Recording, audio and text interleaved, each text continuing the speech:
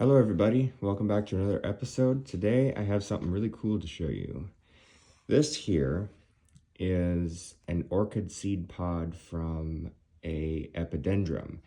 Now I actually have this orchid.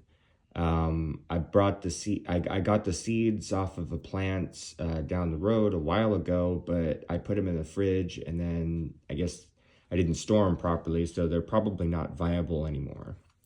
So I thought what a cool thing to do would be to take the seed pods out, cut them open, let them dry, and then glue them into this petri dish. So I've done exactly that.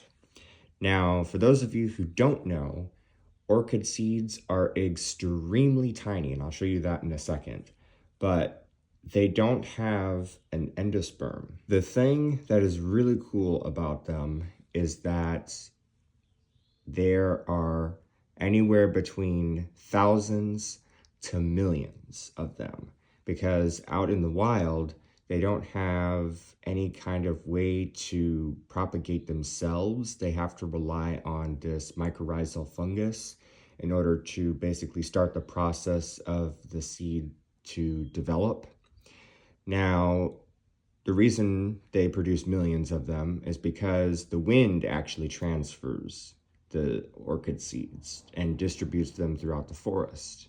So you'll find an orchid pod or whatever, and if you notice, like when a strong wind goes by, the orchid seeds will fly off in all the directions, and wherever they come in contact with this mycorrhizal fungus, that's where they're going to grow.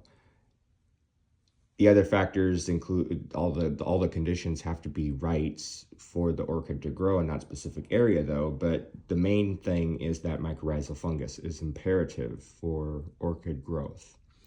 Now in captivity, unfortunately, there isn't really a solid method to be able to produce that mycorrhizal fungus. So we have to cultivate them in a lab. Now, what the lab does is it makes sure that the orchid is in a very sterile environment. So no fungus, no bacteria, no virus gets on the seeds, because once that happens, you can basically forget about propagating the orchid. There is no way it'll survive. The virus or fungus or bacteria will kill it. So in a fume hood, in a sterile lab, you have to have all the right tools and all the right stuff necessary, but the orchid doesn't grow on any kind of medium. It has to grow on this agar, which is just like proteins, sugars, and a bunch of other stuff that actually takes the place of that endosperm. So now we're going to get into how small they are. So like I said before, anywhere between thousands to millions of seeds per one orchid seed pod. And they usually are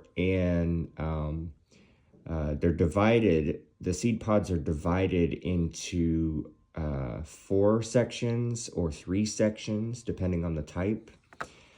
And they split apart at those seams. So I'll show you an example. I can go in a little bit closer here. So there's one that's split into 3 sections. This is 2 seed pods in the same petri dish, by the way. So this one is 1 segment, and the 2 above on the top, that is 2 other segments, but they're part of the same seed pod. Now the seeds are arranged along a rib. So you might notice the little tiny black line that goes through the middle of the seed pod there. The orchid seeds are going to be arranged on either side of that. And it varies depending on the type of orchid and depending on the seed pod too. So as you can see though, those orchid seeds are excruciatingly small. So there's a better close-up of what they look like. And again, these seeds will travel they can travel for a long time, hundreds of miles away from the original plant. to try and get the best chance of propagating itself and continuing its genetic species.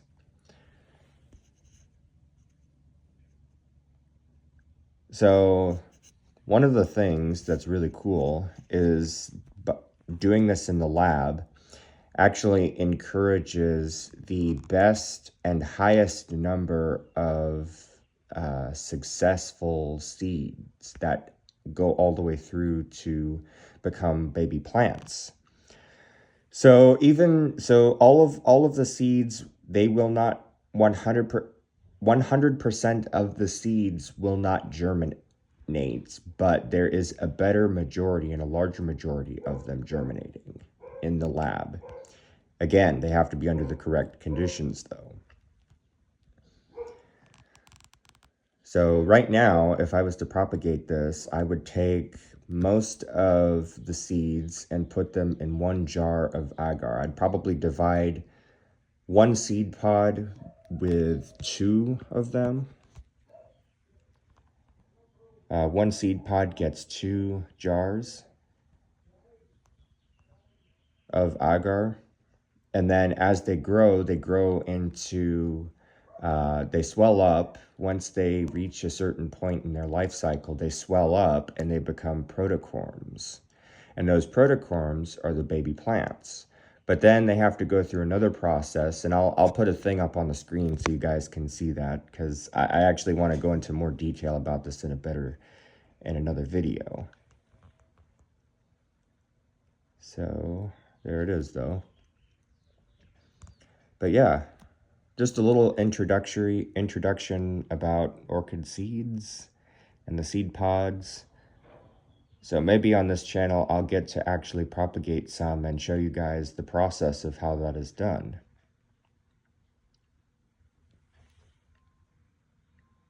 Because it's really cool seeing the protocorms turn into actual baby plants. And I have some I actually have some that I had the graces of working with people that actually did this kind of stuff. So I have some flask plants is what they're called when they're taken out of when they're taken out of the flask and they're put in a pot. It's called deflasking. So I have one of a deflasked plant, the very first generation of that seed pod. That's going to be my Ancelia africana. There we go. I hope you guys enjoyed. If you did, please leave a like, share, and I would appreciate if you did. And I hope to have earned your subscription today. And I'll see you in the next one.